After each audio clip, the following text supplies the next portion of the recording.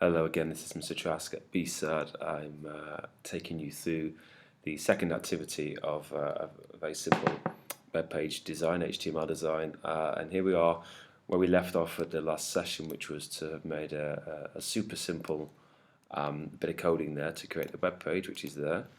And here's the Notepad code, which created this. I didn't mention the last one, but you can of course add additional tags. So you could, for example, put an H3 in, for example, which might be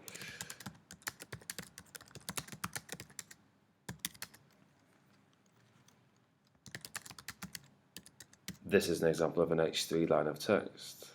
And again, if I end the tag there and I save this and refresh it over here, you'll see something in between H1 and a standard paragraph style of text. So you know, there are things that you can do fairly simply, which can have quite a visual impact on the text itself. Nevertheless, what I want to do today is I want to look at adding a couple of tags. So let's keep this nice and simple. The first thing that I'm going to do is put an ahref into the body of this. So I'm actually going to delete the h3 here just to keep it super simple. What do I mean when I say ahref? Well, let's explain this. So first of all, I'm going to use the angle bracket and say ahref equals, and we'll keep this as simple as we can. We'll say http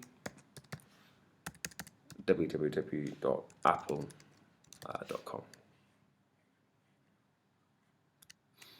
And that in itself is not enough. What I want to do is then I want to have this web address, this URL, which is to apple.com. And you can see that the A is a link which is referring to apple.com, which is the ahref. But I need to assign it to some text. So in this case, let's keep it again very simple and say this is a link to the Apple website. And of course, like many tags, not every, but most tags in HTML, I need to end this tag, which I shall do so. I'm going to save this and refresh the page over here, and you can see this now has become a link.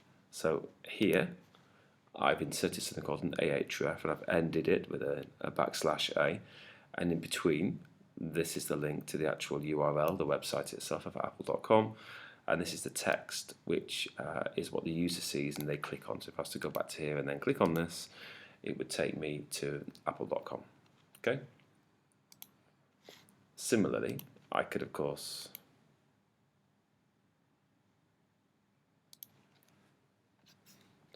change the text here, featuring the iPhone 6s, etc. Click on save,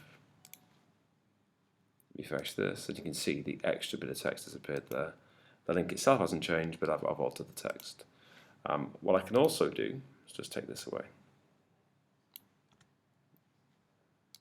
is add another link in, just for fun. So let's do one to even this up a little bit. Let's do href equals HTTP, which stands for Hypertext Transfer Protocol, www.bing.com, just so you know I'm not an Apple fanboy. There we go, bing.com, and let's keep it simple again. I'll say, and this is a link to the Bing search engine with a \a. To save this, go to here, refresh it, and this is a link to the Bing search engine. Now, these links are deliberately on one line. Click on this one, and that will take me to Bing search engine there. And Bing always has a very nice opening, quite powerful image. There's a lovely one of a deer. So, how do I separate these two? I use a simple p tag. Even though they're separated here, they look like they're separated, they're not. So actually, if I was to put a p tag here,